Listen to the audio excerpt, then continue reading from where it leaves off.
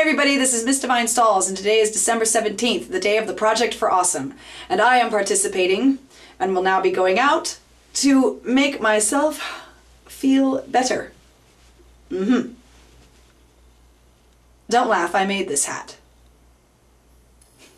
Hi everybody, this is missdivinestalls. I wanted to clarify a bit about why I went and distributed the sandwiches to the homeless people of Seattle.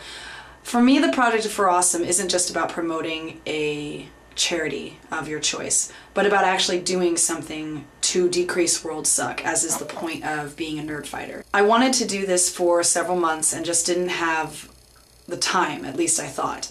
But I think being caught up in the holidays, being caught up in being laid off, and knowing so many people who have been laid off, I've really learned that I'm lucky to have what I do, and that I'm lucky to be in the position that I'm in, because so many people are so much worse off than myself. And this is something that I had the means to do and wanted to do for some time. When I went in to talk to the manager at McDonald's, he was really, really cool, and he actually said he hooked me up with a couple more sandwiches than what I had actually ordered, so he was really nice, so kudos to him.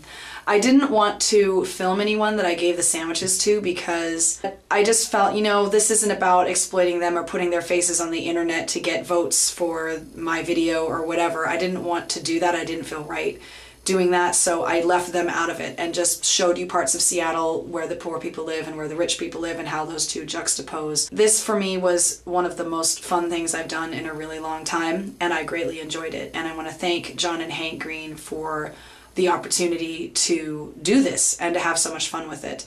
And I also want to thank the people at the Bread of Life mission for all that they do. And the links will be in the sidebar if you want to donate to them, and there is a wish list with everything that they need for their renovations for their own offices. There's a list of supplies that they need for their kitchen, for their shelter, for the programs that they have. It's all listed there. Thank you so much for watching, and I hope that you all have a pleasant rest of your week. Happy holidays to you. Bye. There it is, all up in there. Here we go. So we're now in Pioneer Square. Just to give you a perspective of how Seattle is built up, those buildings house some of Seattle's wealthiest businesses and highest paying CEOs. But with a simple spin around, turn around, switcheroo, you look behind me, and there you have it. One of Seattle's poorest neighborhoods, Pioneer Square, the birthplace of the city of Seattle, now a completely forgotten area. So we've distributed food to about 4 people now, including them over there. This is the heart of Pioneer Square, where the vast majority of homeless people in Seattle live and migrate in the day and night. There's a lot of missions down here, including the mission that I'm promoting for the Project for Awesome. It's called the Bread of Life mission, and when I was in high school I participated in something called the Urban Plunge, where we lived as homeless youth with our senior class advisor for 1 weekend, and we volunteered at different soup kitchens, including the Bread of Life mission, who also put us up for one of the nights that we were out on the street. This had to be the most life-changing experience for me. The reason why I chose them is not just because of what they did for me during high school, but because they're one of the only missions in the city that almost exclusively caters their services to men. Now granted, men and women, children of all ages can go and participate in their meal program, but they really focus on the men who are homeless in Seattle. And the reason this is significant is because so many services in Seattle are geared towards women and children, but there's really not a lot out there for men, because men tend to be more prone to violence, more prone to drug use and alcohol abuse and such. And it's very high risk taking care of this population. But Bread of Life Mission has done a masterful job. I'll have their links in the sidebar so you can go and check them out. There is a wish list for supplies and things that they need if you want to donate any of that. But they're a wonderful group of people, and I highly encourage you to check them out. That's it. That's where I stayed. The mission. I love it. Let's get a closer look. It's really different than when I was in here. That wall wasn't there and that booth wasn't enclosed. Here's some posters about it.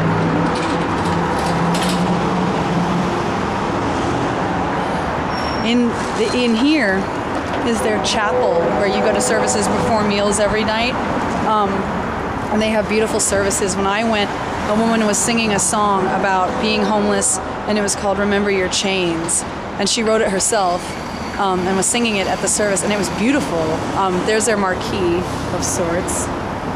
their neon glory, but what they do, the people that they serve, they're not kidding. That need is great, and it's very real, especially in these economic times when so many more people are relying on their services. Let's go feed some more people, keep warm. I just polished off Pioneer Square, and now I'm heading back up to Pipe Place and Westlake Center. This is taking a lot longer than I thought, but it's chill. You know, it's good. This whole group right over here across the street, they're gonna divvy out the rest of this and we're gonna call it good, I think. Let's see what happens. Technically I finished, finally, but I went into the mall to get a snack, a couple cookies from Mrs. Fields. And this woman over here that I'm kind of following right now, oh good, she's sitting down, okay. I see her almost every day, and I'm just gonna walk by and toss my cookie, my last cookie, right here, into her bag, so that she can have it. And yeah, I just gotta wait for her to sit down, but it'll be just a second. I'll try to get a shot of her. They've got, Oh, look it! Can we go on the carousel? Yes.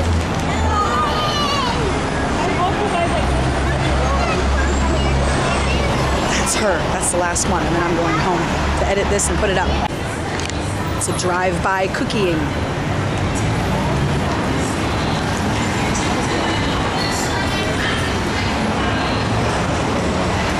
We're done. This is me signing off from the streets of Seattle. Mwah.